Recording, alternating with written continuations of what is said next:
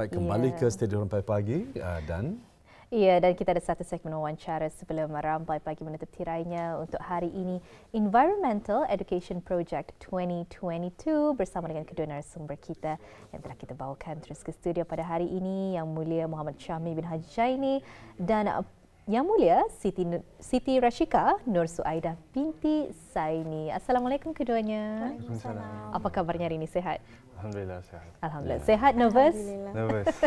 Nervous sedikit. Tidak apa. Hari ini kita kan berbincang saja berkenaan dengan Environmental Education Project 2022. Jadi mungkin dapat dimulakan dengan Syami untuk memperkenalkan apa sebenarnya berkenaan dengan projek ini. Silakan. Bismillahirrahmanirrahim. Pertama sekali saya ingin mengucapkan terima kasih kepada Rampai Pagi memberikan memberikan peluang untuk mengongsikan tentang projek ini. Project Environmental Education ataupun EEP merupakan satu projek yang diungkayahkan oleh Green Brunei dengan kerjasama Mitsubishi Corporation dan Brunei Shell Petroleum PSP. Projek ini dijalankan bermula September 2022 hingga November 2022. Objektif projek ini adalah untuk meningkatkan kesedaran tentang isu-isu perubahan iklim di Brunei serta memberikan platform kepada masyarakat, terutama sekali para belia yang masih bersekolah untuk menyumbang dan mengurangkan impak perubahan iklim di Brunei. Project Environmental Education ini pertama kali diungkayahkan pada tahun 2020 dan ini adalah edisi yang ketiga kami mengadakannya. Antara aktiviti-aktiviti di bawah projek ini ialah penanaman pokok. Ianya telah pun diadakan di Hutan Simpan Berakas pada 3 September dan 10 September 2022 dengan penyertaan lebih daripada 250 sukarelawan dari pelbagai institusi pendidikan, stakeholders dan orang awam. Alhamdulillah, sejumlah 507 pohon pokok telah ditanam di bawah aktiviti ini. Yang kedua ialah lawatan sambil belajar ke Tenaga Suria Brunei dan Makmal Tenaga Suria. Lawatan ini telah pun diadakan pada 6 September dan 8 September 2022. Seramai 55 pelajar dari 2 buah sekolah menengah telah menyertai aktiviti tersebut. Objektif aktiviti ini diadakan ialah untuk mempromosikan pendidikan alam sekitar kepada kalangan belia bagi meningkatkan pengetahuan perubahan iklim, sumber tenaga yang boleh diperbaharui ataupun renewable energy serta polisi yang berkaitan dengan negara Brunei Darussalam. Untuk menarik minat belia, yang kedua ialah untuk menarik minat belia untuk mencuburi bidang tenaga yang boleh diperbaharui, renewable energy dan isu-isu mengenai perubahan iklim. Kemudian, aktiviti yang akan diadakan pada masa terdekat adalah kempen pembersihan sungai di mana ianya akan diadakan pada 15 hari bulan Oktober dan 5 hari bulan November 2022 di kawasan Kampung Sungai Kebun. Aktiviti ini akan dibukakan kepada institusi-institusi pengajian tinggi dengan tujuan untuk memupuk kesedaran orang ramai tentang kepentingan menjaga alam sekitar dan isu pembuangan sampah di sungai. Yang terakhir sekali ialah pertandingan seni di mana ianya akan dijelaskan lebih lanjut hari ini. Ya, pasti seronok sekali ya bila dijelaskan 3 dan 10 September yang lalu ya, ianya diadakan. Baik, dan daripada bersama dengan Syahmi sebentar tadi Auda, sekarang kita bersama dengan tetamu kita yang kedua iaitu Siti Rashika. Ya, mungkin dapat menjelaskan ini mengenai dengan tema ya, tema pertandingan ya, tema pertandingan seni dan mungkin dapat dijelaskan juga kepada siapa pertandingan ini dibukakan, silakan. So pertandingan ini dibukakan kepada murid-murid tahun 4 hingga tahun 6 di peringkat sekolah rendah di negara Brunei Darussalam. Jadi tema untuk pertandingan ini adalah perubahan iklim, iaitu climate change. Antara tajuk-tajuk pilihan for this pertandingan adalah pencemaran udara, pencemaran air, penjimatan tenaga, kitar semula, persekitaran hijau dan pemanasan global. Pertandingan ini dibahagikan kepada 2 kategori, iaitu kategori lelaki dan kategori perempuan. Setiap penyertaan for this pertandingan hendaklah dihasilkan pada kertas lukisan yang berukuran A3 dengan menggunakan bahan warna yang sesuai. Bukan saja itu, para murid ataupun peserta hendaklah memberi keterangan bertulis yang tidak lebih daripada 30 patah perkataan mengenai hasil karya dan tema yang dipilih. yang akan dorang simpan di belakang lukisan dorang itu. Oh, jadi itulah sedikit sebanyak berkenaan dengan pertandingan tersebut. Pertandingan lukisan poster perubahan iklim di mana dibukakan penyertaannya ya kepada pelajar tahun 4 sehingga 6 dan format lukisan pun haruslah kanvas ataupun kertas lukisan yang berukuran A3, betul ya? Dan tarikh penghantaran adalah 24 Oktober 2022 iaitu pada hari Isnin, dan mungkin dalam pertandingan biasanya pasti ada hadiah. Jadi kalau untuk pemenang ada tidak hadiahnya ni? Hadiah berupa wang tunai dan sijil penyertaan akan diberikan kepada 5 penyertaan terbaik daripada setiap kategori. Wang tunai RM500 akan diberikan kepada pemenang pertama. Selain daripada itu, trofi juga akan diberikan kepada pemenang tempat pertama hingga tempat ketiga. Jadi kalau untuk menghantar lukisan poster, pastinya mungkin ada adik-adik di luar sana ingin sahaja untuk mengikuti. Tarikh terakhir adakah pada 24 Oktober tersebut ataupun boleh menghantar sebelumnya atau bagaimana? Hendaklah diserahkan bersama dengan borang keterangan tidak lewat pada 24 Oktober 2022, hari Isnin jam 4 petang. Untuk hard copy boleh dihantar terus ke Jabatan Pendidikan Kokurikulum di lambat kanan. Kalau untuk soft copy hendaklah dihantar ke alamat email unitakli.jpkk@gmail.com. Penghakiman untuk pertandingan akan diadakan pada 26 Oktober 2022. Manakala pengumuman pemenang dan penyampaian hadiah akan diadakan pada bulan November. Tempat dan tarikh akan dimaklumkan kemudian. Baiklah. Baik, kembali kita bersama dengan Siti Rasikah ya. Kita ingin mengetahui pula mengenai dengan selain daripada projek ini, apa lagi aktiviti-aktiviti yang akan diadakan di masa terdekat ini, mungkin dapat dijelaskan dan mengenai dengan penyertaan disertai oleh orang awam mengenai perkara ini. So insya-Allah awal bulan Oktober ni kami akan mengadakan beach cleanup, which is kempen kebersihan pantai yang akan dibukakan kepada orang awam. Tarikh dan tempat untuk acara ini akan diberitahu kemudian. Jadi sekiranya sesiapa yang berminat dapatlah check our social media, Instagram kami untuk register to join the activity. Jadi itulah sedikit sebanyak dikongsikan berkenaan dengan aktiviti yang akan diadakan. Jadi sebelum merampai pagi menutup tirai wawancara pada hari ini, mungkin ada kata-kata terakhir yang Rashika ingin sampaikan kepada penonton kita ni di luar sana. Silakan. So bercakap mengenai climate change, I just want to say that it is impossible for us to not leave carbon footprint behind, but we could reduce carbon footprint by our little or unnecessary actions and choice which would help combat climate change. So akhir kata daripada kami, jika anda berminat untuk menyertai aktiviti-aktiviti Green Brunei yang akan datang, anda bolehlah mengikuti akaun media sosial di Facebook, Instagram and Twitter @Green Brunei atau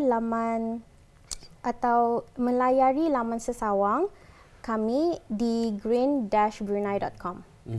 Di green-brunei.com bolehlah dilayari untuk mengetahui maklumat dengan lebih lanjut lagi.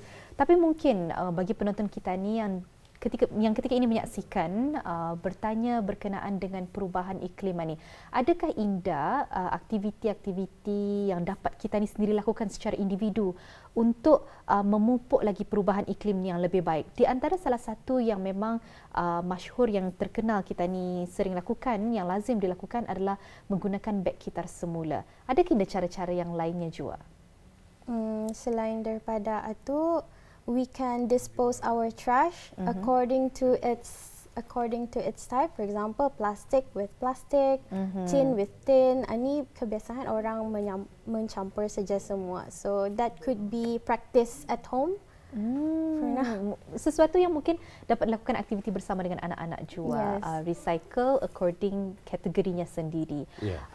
Dan jika sebelum ini mungkinkah projek serupa ini pernah diadakan ataupun mungkin dapat menceritakan sedikit pengalaman-pengalaman yang lalu?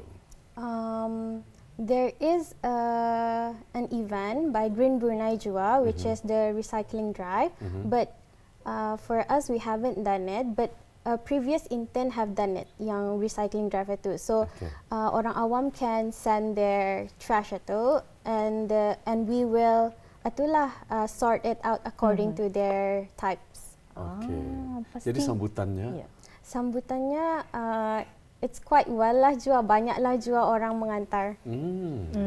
Jadi mungkin dapat ditanyakan kepada Syahmi sendiri, mungkin dapat dikongsikan dengan lebih lanjut lagi ya. Tadi sudah dikongsikan oleh Rashika berkenaan dengan aktiviti, tapi mungkin Syahmi dapat mengongsikan sekali lagi, mungkin bagi penonton kita ni yang tidak berkesempatan untuk mendengarkan, apa saja aktiviti-aktiviti yang akan diadakan di dalam waktu terdekat ini bagi orang awam dapat menyertainya. Ya, kita kongsikan sekali lagi. Aktiviti terdekat yang orang awam boleh ikut serta, pembersihan pantai yang kami akan lakukan di dalam beberapa minggu lagi.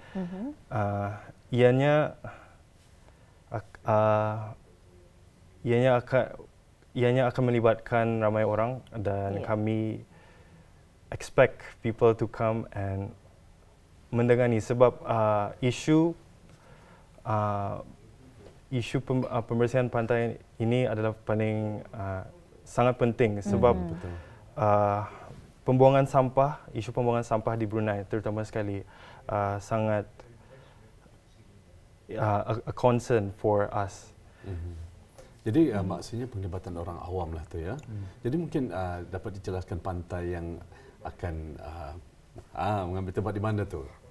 It is not confirmed yet. That's why we urge people to follow our Instagram. But insyaAllah, the plan is to buat di Pantai Lumut. InsyaAllah. So orang Lumut can go itu to our langkah event. Pertama lah ya. Yes. Kerana biasanya kalau aktiviti perubahan iklim ini biasanya diadakan di Bandar Seri Begawan, memang sangat lazim kita ikuti. Tapi yang saya ketahui baru-baru ini jarang sebenarnya diadakan di daerah yang lain. Ada tapi tidak sekerap diadakan di Bandar Seri Begawan. Jadi mungkin kalau Syahmi ingin bertanyakan macam mana pengalaman Syahmi pernah mengikuti aktiviti-aktiviti dan projek-projek, mengendalikan projek berkenaan dengan perubahan iklim ini. Mungkin dapat dikongsikan sedikit sebanyak. Pahit maniskah? Ceritakan saja. So far, the process of mengendalikan event beach cleanup dan it does environmental event in general, ini it's really tedious, memerlukan masa dan masa yang panjang lah untuk memikirkan perkara-perkara yang related to the events. Terutama sekali menjemput orang ramai untuk mengikuti acara-acara sebegini. Dan sebab acara perkara-perkara sebegini ini memerlukan manpower yang banyak, sebab orang awam tidak tahu yang the scale of the issue. Betul sekali. Macam apa yang Syahmi kongsikan, untuk mengendalikan projek ini bukan mudah. Ada persiapan yang harus dilakukan dengan lebih awal lagi dan memerlukan waktu yang agak lama. Tapi mungkin daripada persiapan-persiapan tersebut dapat lagi mengasah leadership skills dan dapat juga memperluaskan lagi pengetahuan berkenaan dengan perubahan iklim. Mungkin ada kata-kata terakhir untuk penonton kita ni di luar sana yang menyaksikan Syahmi pada ketika ini untuk berkongsi mengenai dengan perubahan iklim ini? Ya, harapan juga boleh dikongsikan bersama. Harapan saya bagi penonton di luar sana ialah kita hendaklah sentiasa peka dalam apa saja yang aktiviti yang kita buat, sebab terutama sekali aktiviti yang berkenaan dengan environment, sebab kita ni tahu the impact ataupun kesan yang ianya akan memberikan kepada the environment, kepada keadaan sekeliling. Yes. Ya. Betul sekali. Sedikit sebanyak perkongsian berkenaan dengan Environmental Education Project 2022 bersama kedua narasumber kita. Muhammad Syahmi bin Haji Jaini merupakan seorang ahli jawatan kuasa dan juga Siti Rashika Nur Suaida binti Saini Jua merupakan seorang ahli jawatan kuasa. Banyak informasi dan maklumat yang telah kita ketahui di antaranya adalah berkenaan dengan pertandingan lukisan poster tadi. Seperti yang telah kongsikan, bagi sesiapa yang berminat untuk mengikuti, tarikh akhir penghantaran adalah tidak lewat daripada 24 Oktober 2022 pada hari Isnin. Sekarang akan kita kongsikan lagi bersama dengan pertandingan lukisan poster perubahan iklim dibukakan penyertaannya. Mungkin Rashika dapat mengongsikannya, silakan. Berkenaan dengan poster tersebut, penyertaannya sekali lagi dapat dikongsikan. Penyertaannya murid-murid dari darjah 4 sehingga 6 dapat mengikuti pertandingan, menyertai pertandingan ini. Okay. Dan juga mungkin format lukisan. Format lukisan, diorang dapat memilih dari tajuk-tajuk yang disediakan, iaitu pencemaran udara, pencemaran air, penjimatan tenaga, kitar semula, persekitaran hijau dan pemanasan global. Ya, dengan adanya Ketani bertindak begini ya, sebetulnya Nadira dan juga Rozika ya. Inilah antara usaha Ketani untuk melestarikan ya alam sekitar Ketani, khususnya tempat-tempat yang Ketani jadikan tempat riadah dan juga yang seumpamanya. Karena tindakan beginilah sedari awal kita mendidik anak-anak tersebut inisiatif ya, untuk menghargai ya akan alam sekitar ini dan bertanggungjawab untuk diri mereka sendiri dan juga kepada dunia kita, maksudnya bumi kita ini. Betul sekali, satu inisiatif yang sangat membina. Ribuan terima kasih kami ucapkan kepada kedua narasumber kita sudi hadir meluangkan waktu bersama kami pada hari ini, Siti Rashika, Nur Suaida dan Muhammad Syahmi. Ribuan terima kasih kami ucapkan, sampai jumpa lagi. Assalamualaikum. Waalaikumsalam.